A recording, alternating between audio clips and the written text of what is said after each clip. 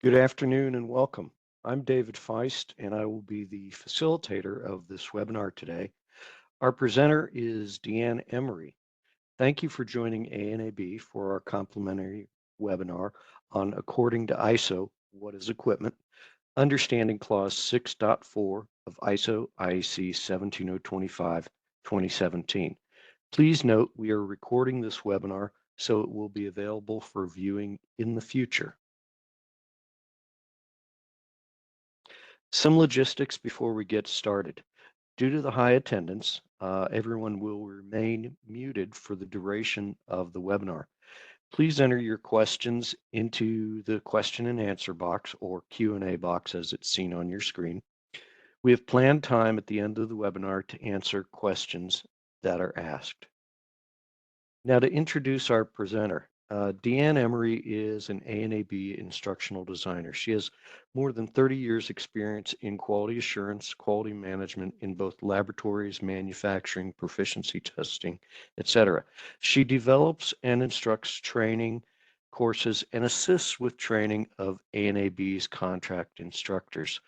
I'm going to hand the presentation over to Deanne at this point. Thank you.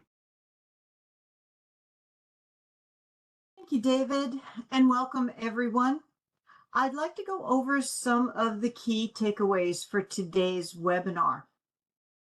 We've all been working with the current version of ISO 17025 since 2017, and laboratories continue having challenges addressing Clause 6.4 on equipment.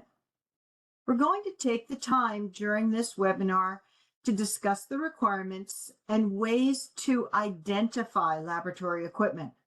We will talk about risks related to equipment identification and management, and talk about strategies for creating an organized and complete equipment inventory, which would be one way of addressing the record-keeping requirements of the standard. We're also going to look briefly at how a well-managed equipment inventory can be used to improve other processes within the laboratory. So let's start with Clause 6.4.1 in the standard, which states that the laboratory shall have access to equipment including but not limited to measuring instruments, software, measurement standards, reference materials, reference data, reagents, consumables, or auxiliary apparatus that is required for the correct performance of laboratory activities and that can influence results. So what is equipment? Equipment is anything and everything if it affects your laboratory activity or influence the results of your tests or calibrations. It's all equipment. This is a very broad definition, and many laboratories still find this a daunting task to keep track of everything. We're going to go through ways to help identify the equipment and strategies to meet the record-keeping requirements, but let's first look at risk-based thinking and some of the risks associated with our equipment. ISO 17025-2017 is a risk-based standard. Introducing risk-based thinking has allowed for a reduction in prescriptive requirements. This comes straight out of the standard. And it replaces these prescriptive requirements with performance-based requirements. So there is a greater flexibility, but it does require a different mindset. So let's talk about risk-based thinking. According to a white paper published by ISO when ISO 9001-2015 was published, risk-based thinking needs to be considered from the beginning and through the system or process, making preventive action inherent to the planning, operation, analysis, and evaluation of activities. So here, ISO is discussing preventive action. Risk-based thinking is a proactive rather than reactive process to prevent or reduce undesired effects through early identification and actions. So in thinking about equipment, what undesired effects might a laboratory want to prevent? So let's look at an example. One important undesired effect that any laboratory wants to avoid is equipment failure. The consequences can be costly, both to the laboratory's reputation and financially. In order to minimize this risk, the laboratory first needs to identify where it could happen. Looking at their calibrated equipment and into their calibration program, into their measuring equipment, their non-measuring equipment, and perhaps even into their consumables and reagents. Once they've identified where these risks could occur, the laboratory must then manage and control these risks. So, what action or actions might the laboratory take to reduce this risk? We can look into the ISO 17025 standard for some of our answers: routine and scheduled maintenance, training of personnel, and even into our purchasing practices. This is just one example of a risk involved in our equipment. So let's keep this and other risks that may occur all in mind as we look at how we will identify equipment within our laboratory.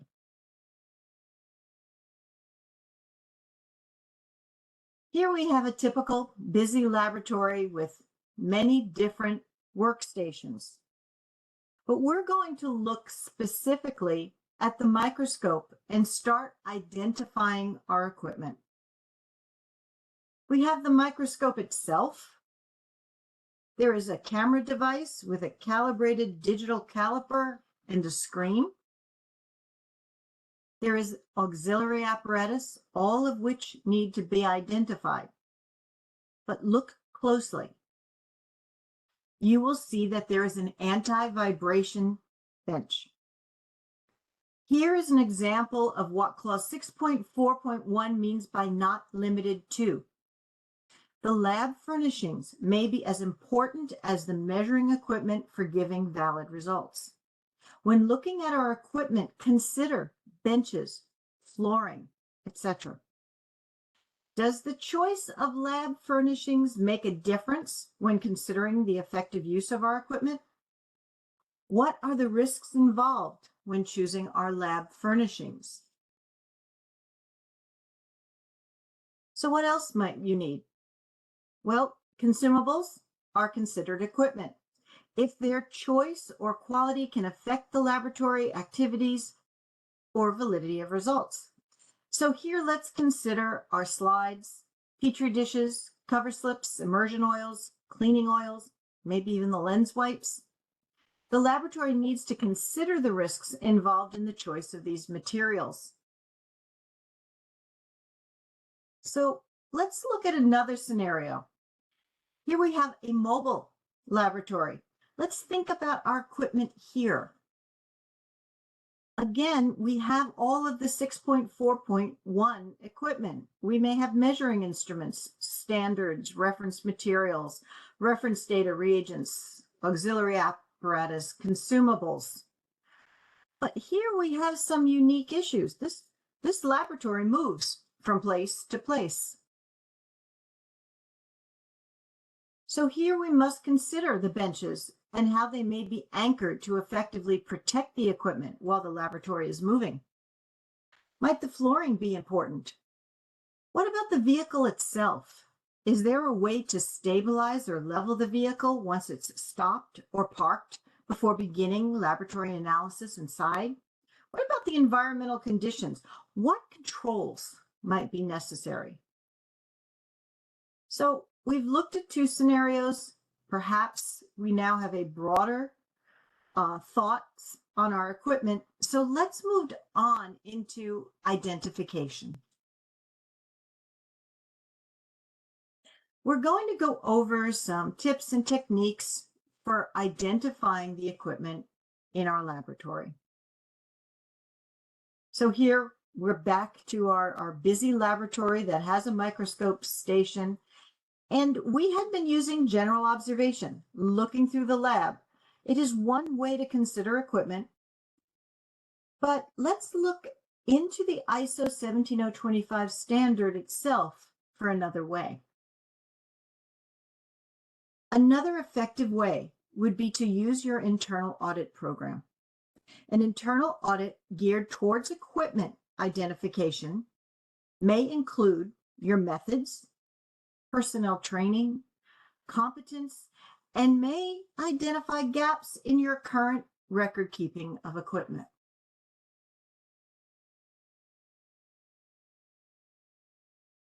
As important as looking at physical equipment in our laboratory, taking a good look at our methods and SOPs will also assist in realizing what is equipment in our particular lab. This can be done, again, with an internal audit or separately, but you need to look at and into your methods. Here we're looking at some of the required sections for ASTM test methods. All of these sections are used in identifying the equipment needed for the method. You need to look beyond the apparatus listings and into some of these other sections, because often in published methods, they list major equipment, but maybe not everything about the equipment that you need to know just from the apparatus section, and maybe not everything that you are going to consider equipment in your lab. So, keeping with ASTM methods, they are methods that I am very familiar with. So I tend to use ASTM as examples. Here are two methods. They are ASTM test methods. The first is ASTM E1967 from ASTM Committee E30 on forensics. And the second is ASTM D445 from Committee D2 on petroleum products, liquid fuels, and lubricants. We'll look at parts of each. Let's first look at ASTM E1967. Here we have the 2019 version. It is the named standard test method for the automated determination of refractive index of glass samples using the oil immersion method and a phase contrast microscope. So you see here in the apparatus section, it calls out for a microscope, a temperature measurement device, an imaging camera, a source of illumination, and immersion oils. It also requires standard reference glasses and a computer. So here we have measurement equipment, we have standard reference materials, we have some non-measuring equipment, and some auxiliary apparatus, all listed under apparatus. The computer is part of the required equipment for the method. This is part of that, but not limited to, statement in 6.4.1 and needs to be considered in your risk analysis of what is equipment. Your method requires a computer. Again, within this computer, it states that there has to be appropriate software and hardware to meet the requirements of the method. These also have to be considered as part of your equipment. Going deeper into the standard, let's look at calibration and standardization. We see requirements for certified reference material to be used for daily verification of the calibration curve. This is equipment that will need to be part of your calibration program. But note also the requirement that this reference material be distinct and different from the materials used for the actual calibration of the equipment, which was discussed in the apparatus section. Continuing deeper into the calibration and standardization section are the requirements for the immersion oils and the requirements for the minimum of 2 traceable reference glasses of known refractive index. This is giving more information on the apparatus that was stated in section 5. So it's important to read your standard methods for these details. It will assist you with the record keeping requirements in 6.4.13, which we will talk about in a bit. Let's move on to the petroleum method, ASTM D445. This is the standard test method for kinematic viscosity of transparent and opaque liquids and calculated dynamic viscosity. We have the 2021 version here on the slides. We're not going to look over the apparatus and calibration and standardization requirements since we did that for ASTM E1967. But we are going to look at another required section that is reagents and materials. A standard or a test method is going to have this if it's applicable to them. And the standard requires in 7.1 the use of chromic acid as a cleaning solution with allowance for a non-chromium alternative. But let's consider using this chromic acid as the cleaning solution. You see here requirements for personal protective equipment. Remember, the definition of equipment includes reagents, consumables, and auxiliary apparatus that is required for the correct performance of laboratory activities and can influence results. What is the risks of not being able to establish the correct performance of this laboratory activity without the proper personal protective equipment? What are the risks of not having all the personal protective equipment required to perform the test method? What might be the special training and authorizations for this particular equipment? Again, whether or not personal protective equipment needs to be considered as part of your laboratory equipment depends on your methods. It depends on your personnel, it depends on your laboratory activities, and whether or not it can influence your test and calibration results. Also in this method, under reagents and materials, you'll see that there are requirements for a sample solvent, a drying solvent, and deionized or distilled water. With each of these items is the requirement to filter before use. Now, will the quality of the filtering or the grade of the filter paper affect the viscosity results of the method? The laboratory must determine this. Once the lab has determined what is best for their apparatus and their performance of the test method, the specifics or the specifications for the filters or the filter paper become part of the records required to be kept for this consumable equipment, because it is required to do this activity as part of the method. So now what?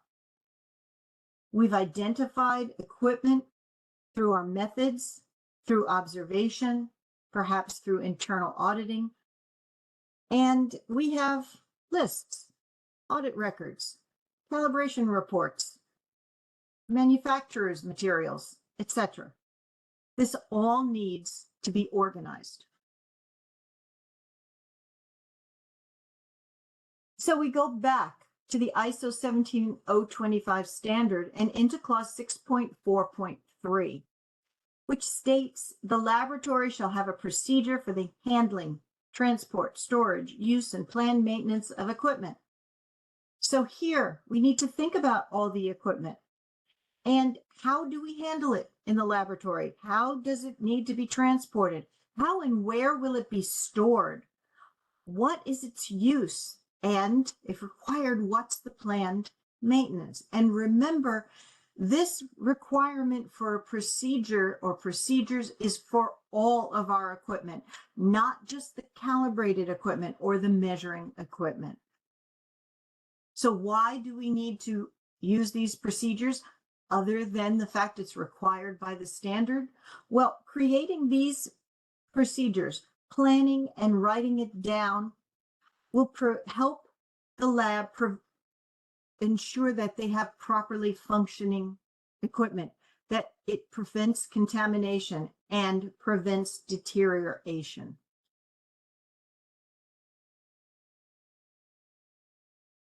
Here are the general categories of types of equipment broken down from the requirements in Clause 6.4.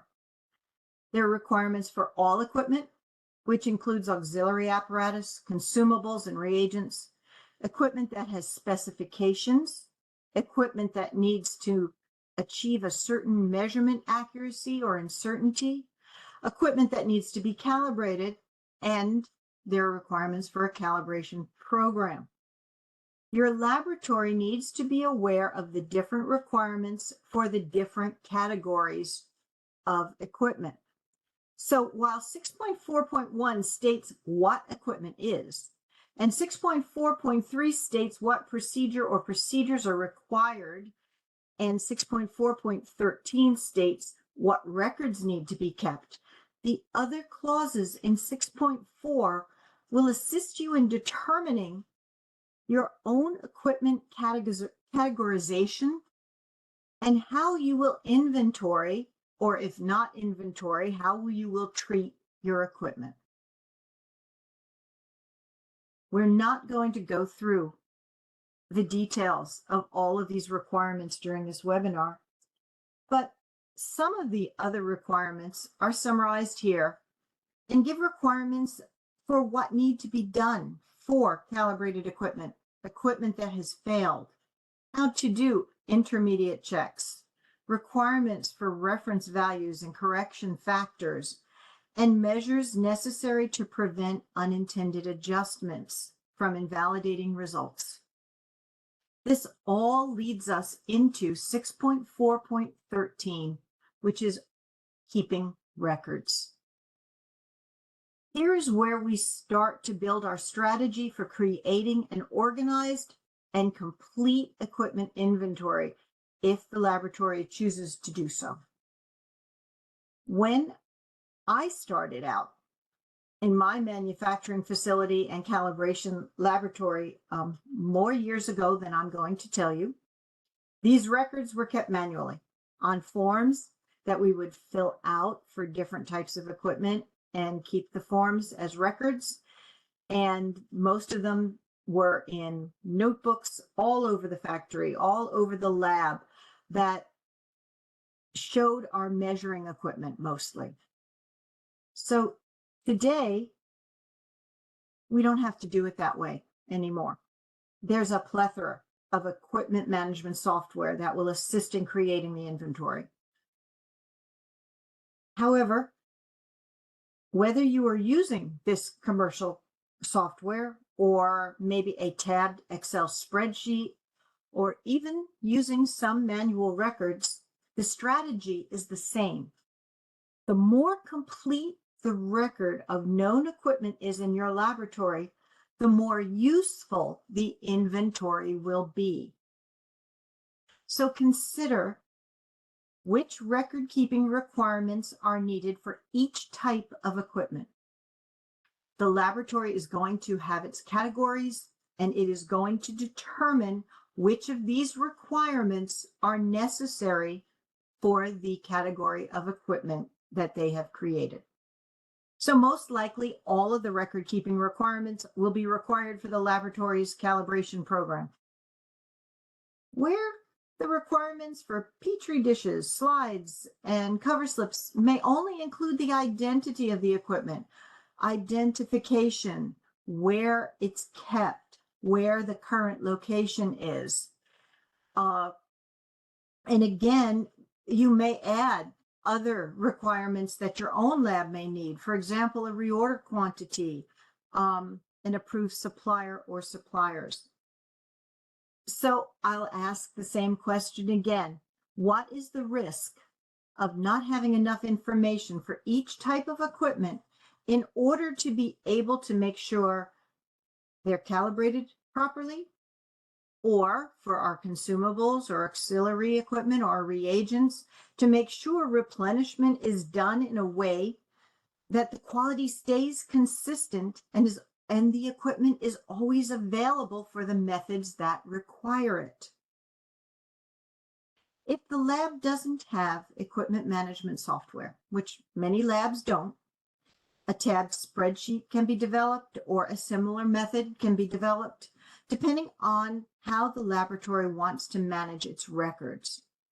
The records could be kept in one place, on one spreadsheet, or in multiple locations, again, depending on the laboratory's needs. Here is an example. It is only an example. This is not required or even recommended by ANAB.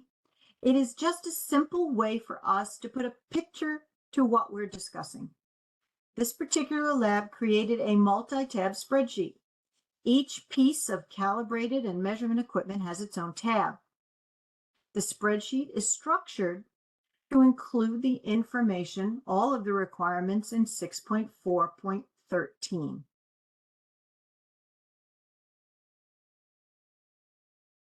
There are additional tabs for non-measuring equipment, reagents, and consumables. If we look at the consumables tab, we will see a very different spreadsheet. It is a simple listing that includes the required elements of 6.4.13, plus information that is important to the laboratory. So whether you use spreadsheets or equipment management software, again, the more complete this information can be, the more value it will add to your lab. And let me explain what I mean. Yes, you are required to keep records of equipment, but where else might you use those records? Well, you could use the records in assistance in choosing vendors. If you have on your inventory good identification of your equipment and your acceptance criteria, including identification and maybe the manufacturer, it will assist in vetting your externally provided products and services per clause 6.6 of the standard. Clause 6.6.3 of the standard requires the laboratory to communicate its requirements to external providers.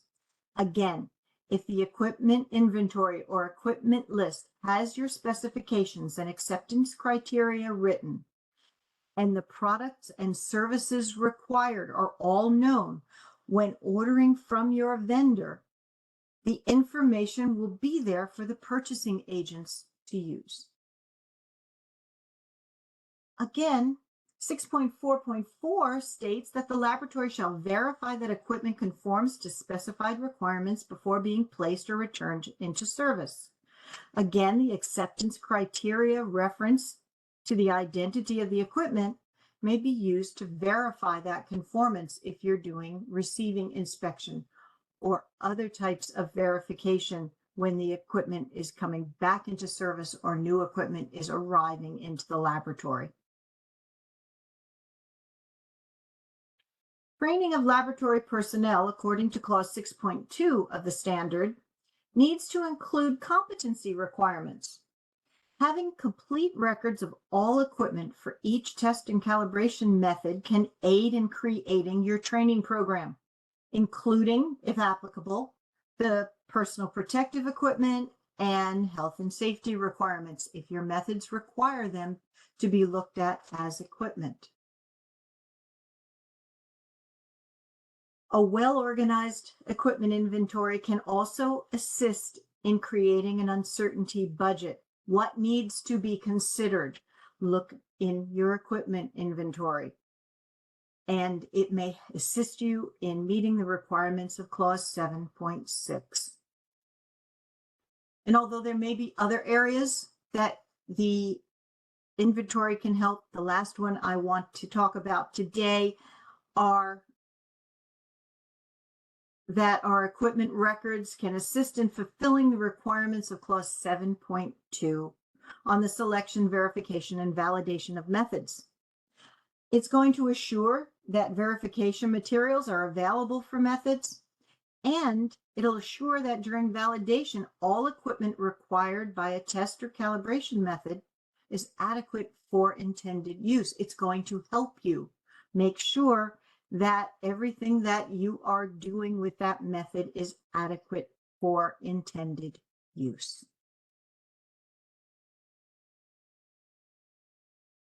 So in conclusion, I hope this presentation will assist you in identifying and evaluating your laboratory equipment. Remember, the identified types of equipment given in Clause 6.4.1 state, but not limited to. The laboratory has to consider the risks in creating their own equipment inventory, however it looks within your lab. Your laboratory needs to ascertain what within the laboratory will affect its activities or influence results. The activities of planning, writing procedures, identifying and keeping records of your equipment, if done thoroughly, will keep you in compliance with Clause 6.4. But it can also add value to many processes and activities within your laboratory. So I hope that this has helped you more with compliance with Clause 6.4. I want to thank you for your attention and being here. And David, I'm going to turn the presentation back to you to talk about resources. Thank you, Deanne. That was a great presentation. We've had quite a few questions come in, and we'll get to those after we discuss some additional resources available for accredited laboratories or laboratories seeking accreditation.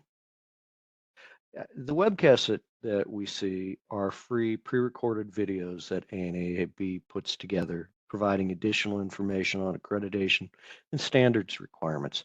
The webinars, which we are seeing today, are free live informational sessions that we offer monthly on a variety of topics.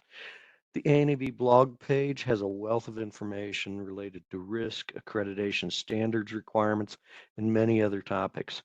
And ANAB offers live, online, in-person, and self-paced training in many areas, including internal auditing, standard requirements, measurement confidence, and risk analysis. ANAB has a lot of different media to further your understanding of standards, accreditation management systems, and assessments. On the ANAB website, there are the free webcasts on a variety of topics. The webcasts are normally 5 to 20 minutes long and can be viewed anytime. The blog page has a wealth of information related to risk, accreditation, standards requirements, and others. Finally, ANAB offers training in many areas, including internal auditing, standards, risk, and other topics. As with assessments, training has changed significantly with the pandemic and travel restrictions. All of our traditional in-person courses have been converted to online versions and include exercises and discussions related to the topic at hand. We also offer web-based, self-paced training. All of these resources can be found on the ANAB website at anab.ansi.org. Now, let's get to the fun part. Let's answer your questions. So, Deanne, there have been some interesting questions that have come in for you. Specifically, in section 6.4.4, it states that the laboratory shall verify that equipment conforms to specified requirements before being placed or returned into service. Does this mean that devices such as thermometers must be verified before being placed into use? This is an area I know that's dear to your heart. Yes, yes, thermometers are dear to my heart. They always have been. The answer depends on what you're talking about verified. So what we're talking about in 6.4.4 is that the thermometer has to meet your requirements. Now, I know that thermometer verification may be checking its accuracy, etc. That's not what 6.4.4 is talking about. 6.4.4 is stating, for example, if you need a P100 sensor, or if you're using a glass thermometer that meets an ASTM specification, let's say one of the D445 thermometers, what you're looking for here for verification is that the specifications that you have asked for, you verified that this thermometer meets it. Now that may include needing to calibrate it or verify it against a calibrated thermometer. But again, that is up to the laboratory on what it means by verification before being placed into use. It may be simply that what you ordered and the criteria you asked for is what you received. Okay, perfect, Deanne. Let's get to the next question that has come in. What if the laboratory only rents the equipment needed for testing during the rare occasions requested? Is it sufficient for the lab to show a test report where they used rented equipment to show their competence to do and to add the test to their scope? Thermometers, excuse me, laboratory equipment that is outside of your permanent control still needs to meet the requirements of 6.4. So while you're using that rented equipment, it needs to become part of your equipment inventory, equipment list. If it's calibrated, which it sounds like yours is, it needs to be part of your calibrated program while you are using it. And I believe that is clause 6.4.2. It is actually written in the standard that it does need to be used as if it were your own. It needs to be part of the equipment list while you have it. Thank you, Deanne. So when a reagent's expiration date is reached, can it continue to be used if it is demonstrated that it continues to generate results in accordance with positive and negative controls? If you have an expiration date and you can verify that that reagent is still giving you valid results and you extend it, you need to have the proper documentation. But a lot of the reasoning behind that would be written in your procedures. So if your procedures allow for this to be done, then I would say your record keeping would allow for it to be done. I can't state specifically for your lab, because remember, you are doing your planning, you are writing your procedures for handling. Okay, in this case, handling and use.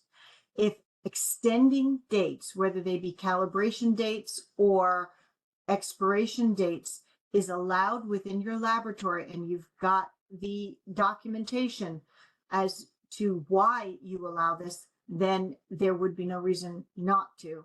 But again, you need to have that be planned. It's not something that you want to do unless there is an allowance within your handling and use procedures. Okay. There's a follow-on to an earlier question, Deanne. Mhm. It is, there's a question if bubble levels can be calibrated. If can what? If bubble levels can be calibrated. I am unfamiliar with that term. Okay, we'll move on to the next question and ask the person asking it to give us a further explanation. Now, a follow on to the reagent expiration date. When measurements are obtained using measuring equipment and are reported for descriptive purposes, not as a result so as not to affect the validity of the reported results, should the measuring equipment used be calibrated?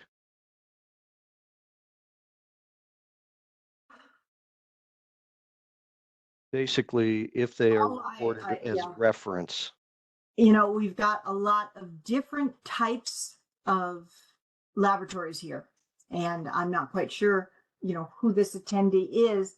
And the answer may depend on what of their accreditation requirements for their accreditation body are. If, for example, in forensics, if there is a quote unquote measurement that's used for descriptive purposes, then it does not. But for other laboratories, it may. So it depends on the type of laboratory that the person is working in. So that would be a question that I would specifically ask of the accreditation body and the business unit within that accreditation body. Or I would look at the accreditation requirements for the type of laboratory that they have. Okay. Thank you, Deanne. There are a couple questions on the same line that have come in about clause 6.4.4. And they're essentially, so to clarify, anything in the laboratory can be considered equipment?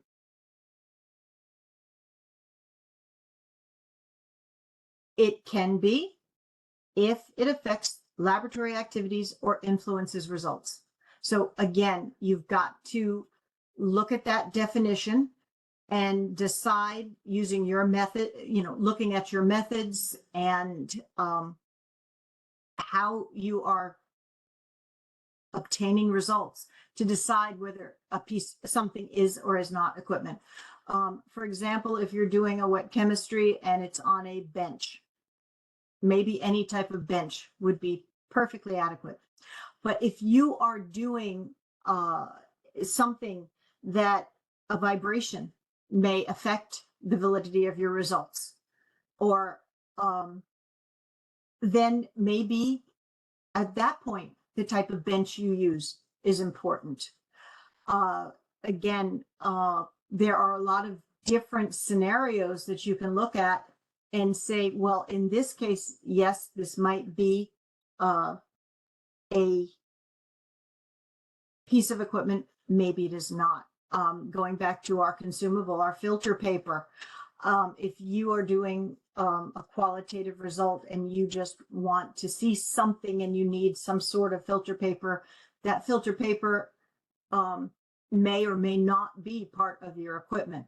But if the method says it has to be a filter paper, it is. If the method says you need to use a certain type, that is a criteria that you have to add, so it becomes a more restrictive equipment. So again, a lot of this is based on what the laboratory is doing, because my answer would be different one laboratory to the next depending on what you're doing in that laboratory, and two, you considering the risks of not having the piece of equipment, not having the quality that you need, and whether or not it's going to affect the results of your calibrations or tests. I'm sorry, I can't be more specific than that. Deanne, that's fine. There is another question/comment that has come in specific to forensic laboratories. The weighing balance has a procedure for calibration included in the instructions for the use of the balance. And I'm not sure if that's just more of a comment than a question. Okay. Oh. Okay, they can follow up if they have an actual question. Okay, it says, continued, if I follow this procedure and maintain a calibration log, is this sufficient or do I need an external body to do the calibration? If you are going to report quantitative results, you having used that balance, it needs to be calibrated and traceable. Okay. All right. Well, that would appear to be the questions that we have for today. Deanne, thank you very much. If you would like additional information about training offered by ANAB, you can contact us at training@anab.org.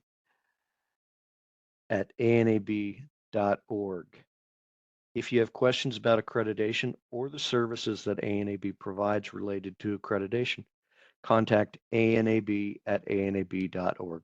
And finally, if you would like a quote for accreditation services, contact Roger Muse at rmuse@anab.org. Thank you all. That concludes our webinar for today. Have a wonderful day.